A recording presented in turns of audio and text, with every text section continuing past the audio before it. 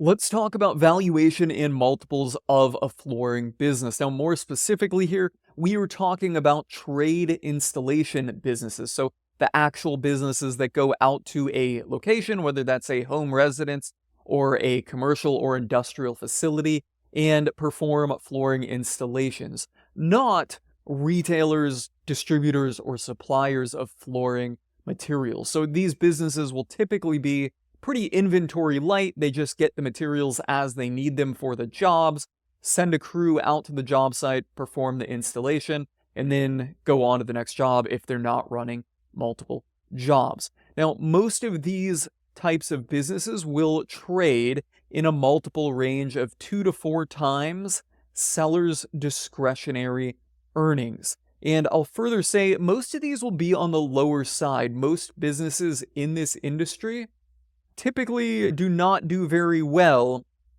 in a weighting of factors that increases their valuation multiple. And a very good portion of them will simply be untradeable. Below the 2x multiple, businesses really tend to be untradeable because a seller is not going to sell their business for 1x. They're most likely just going to say, hey, I'll put this thing on cruise control, mentally check out, and let it run until it goes to zero or shit hits the fan and falls apart, as opposed to just selling it for what I feel is basically nothing. All right. Now, before we get to the factors, let's just further talk about the seller's discretionary earnings here. This is the common measurement of profitability for small businesses that do not have a very high level or executive level management team in place. So this is going to represent all of the benefit that goes to the seller that they can use at their discretion. So let's just say that a business is profiting $200,000 a year, but the owner is also paying himself a $100,000 salary, and that's coming out of the expenses, subsequently out of the profit, or that's included in the expenses, and subsequently coming out of the profit of the business to arrive at that $200,000. But the owner's paying himself $100,000, so we can add that back to arrive at the discretionary earnings, because that $100,000 could have been reported as profit and not owner's salary. Some other things you might see in there might be owner's use of a vehicle, health insurance, owner's use of a cell phone, things like that. Now, it's not unreasonable to add these things back, but it's very important to consider what is reasonable and what is egregious, because a lot of times in these businesses, particularly in residential or any type of trade business, like this flooring business industry that we're talking about here, what you'll see are egregious add backs. Sellers that want to add back things like a bunch of meals and entertainment, vacations, a boat that the business owns. And really what's going on here is the seller is being egregious with their tax deductions to try and minimize their tax liability by deducting all of these expenses. And then they want credit in the valuation when they're selling it and saying, hey, we should add this back to SDE. And my personal opinion on that is, while it is discretionary, it does not look good from a buyer's perspective to see a bunch of these things that are not ordinary and necessary business expenses wrapped into the business financials. I think it's very unprofessional. And personally speaking, myself as a buyer and business valuator really look at these things negatively. So keep that in mind if you are out there and you're planning on selling your business in the future. Clean up the books. If these expenses are not ordinary and necessary, do not just try to, run them through your business to take a tax deduction on them. Keep it realistic and reasonable. All right. So let's move on over here to the factors. First thing, what is the owner responsible for? Okay. Does this business have managers in place, or is this owner responsible for getting the people out the door in the morning, or even at a deeper level than that, doing the jobs himself and getting the work done? If the owner is the key man responsible for doing all of the work himself, the business is going to go for somewhere in the 2x or less range. There's not a huge pool of business buyers that want to buy themselves the job of doing flooring work. Now, And that said, the business may just be untradeable because a lot of times a seller is just not going to sell for less than 2x. If there is some staffing in place, but the owner still has to be the guy to get them out the door and make sure they get to the job site on time and follow up with them and stuff, the business is going to go for the lower side of this range, absolutely. It's a lot of work for an owner to come in here and have to figure out the whole business and understand it, and they really have to have a pretty in-depth understanding of the projects and flooring, the actual trade, to be able to get the guys to the job with the right materials and really hold their hand through the business process of completing projects.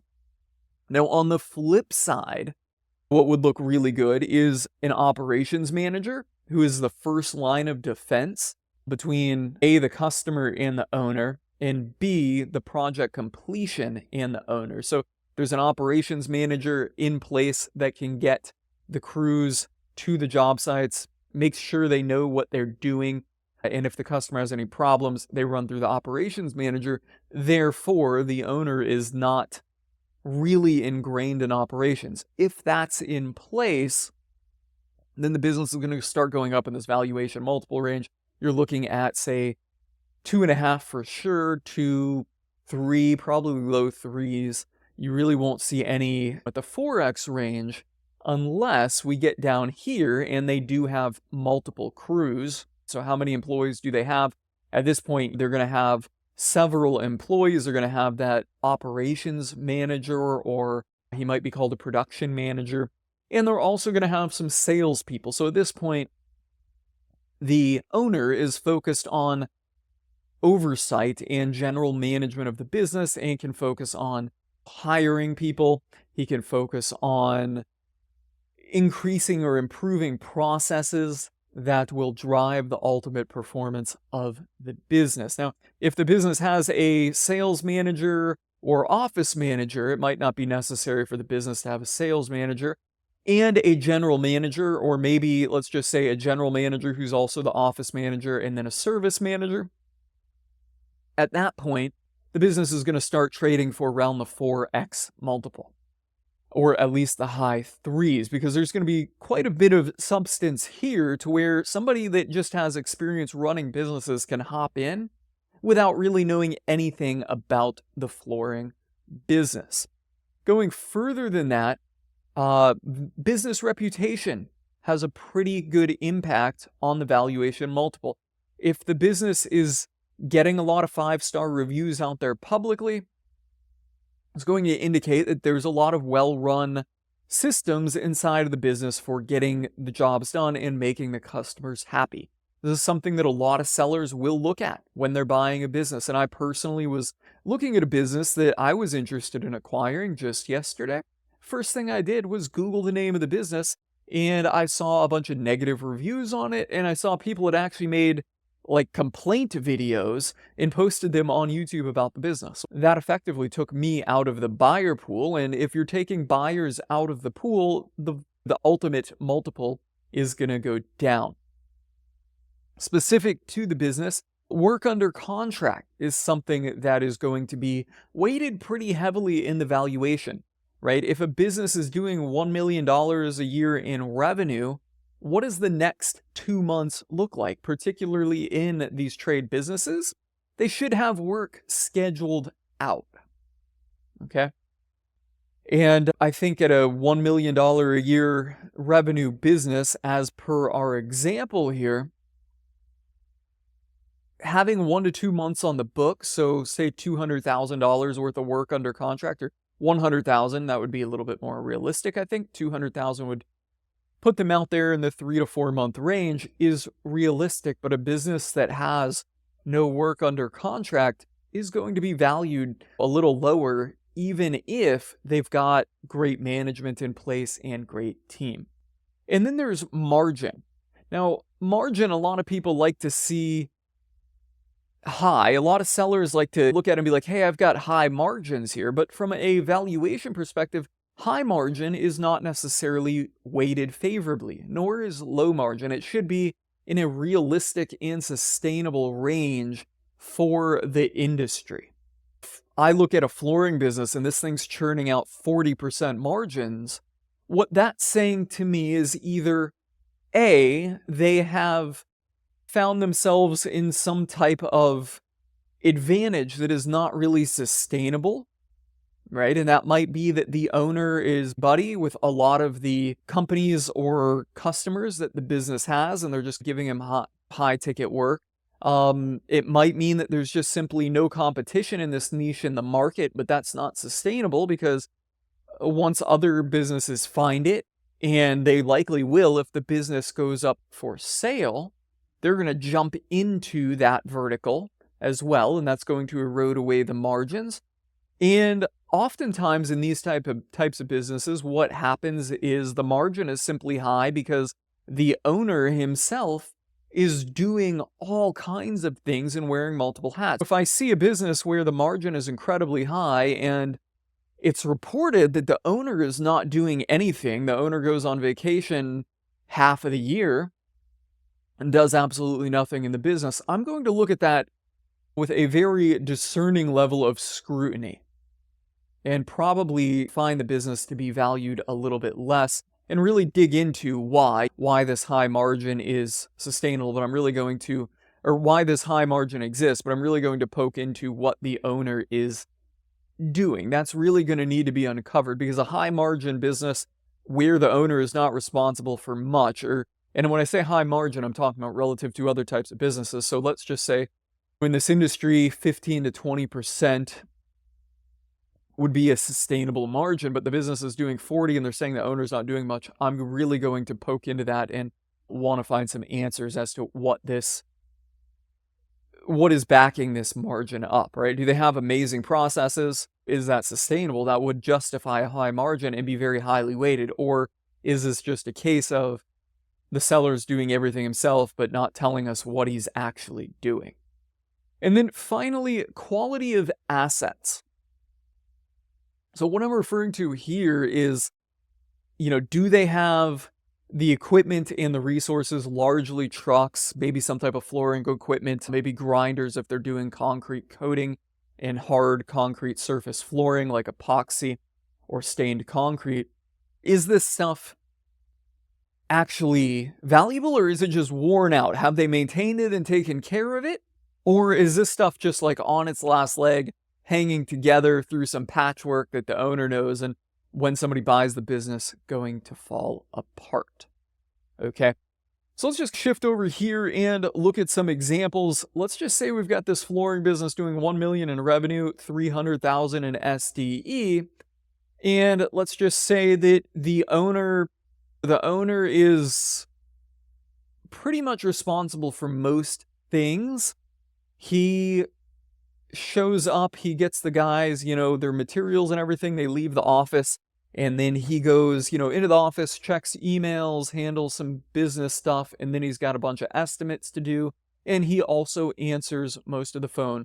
The business has 2 or 3 employees on one crew, so if they lose one employee, the calendar is going to get backed up, but the reputation is good. They've got a lot of 5-star reviews. Work under contract is decent, and yeah, they've maybe got $50,000, and the margin that they're putting out is, about 20%. The truck is well maintained, equipment is well maintained. A business that I describe right there is likely going to go in the 2 to 2.5 multiple range. We'll just say 2.3. So on this business, that's $690,000 if it's making that 300,000 SDE. Now that 300,000 SDE in the scenario I described would be a very profitable business at that level. With 2 to 3 people on a crew, they would have to be billing that out at, let's just say, there's 250 working days in a year. So there's 100, what was that? It's $1 million right there. That's what we got, divided by 250. They'd have to be billing that out at $4,000, but that's quite unlikely in this scenario here. So let's just go back to revenue that is likely, and I think it would not be uncommon to see $2,000 a day, which at $250 or 250 working days in a year. It's going to put it at a $500,000 revenue. So put a $500,000 revenue in here, and let's just say that the business is churning off a margin of 30% at the SDE level. It could be 20%. Let's just say it's 20% of the 500,000 is the actual cash flow right there. And then the owner has a small salary in there. So let's just put it at 30% right there on the SDE. The business is making $150K a year in this scenario. The valuation is $345,000. And this is pretty realistic. The first example where we used $1 million in revenue, it's really not realistic to see that type of business churning out $1 million a year in revenue. I'd really be pretty impressed if they were. So let's just go back and run another example here. What is the owner responsible for? Let's just say that he's got a solid operations manager in place, and he's just responsible for making sure that payroll gets made, the insurances are all current, things like that. And he's got a couple salespeople. He makes sure that they're doing their thing, that his operations manager is staying on point. How many employees do they have? Let's say that they've got 2 crews, total of in the field 5, and then they've got 1 salesperson and then an operations manager or production manager who oversees the salespeople, or the sales guy. Maybe he does high-level bidding or some of the more complex projects. So they've got 7 employees in this case. The business reputation is, let's just say it's good, and work under contract. They've got a couple months out. The margin is, again, that 20%. That's actually pretty good for a business of this scope, and the assets are well maintained here. This business now with those 2 crews could realistically hit that $1 million a year in revenue. And then at that case, the SDE comes back to that 300,000, assuming we're doing, hey, 20% margin, $100,000 salary. In this case, the 7 employees, the production manager, and the installers and the actual installation crew, their salary is going to be paid out of what is fundamentally the cost of goods here. If you've got 5 employees on the crews, they're all making $40,000 to $60,000 a year. Let's just say an average of 60. There's $250,000 in expense. Your production manager is making 100, and let's just say your sales guy is making 70. So let's just say crew, production, production manager, and then sales.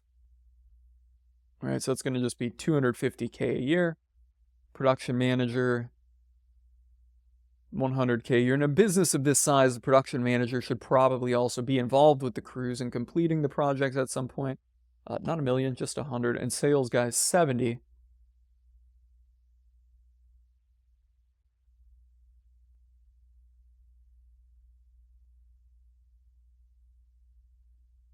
Right, so there's the expenses behind earning the revenue. So then this is going to leave your administrative expense availability. It's going to equal that minus that, or no. It's going to equal that minus that.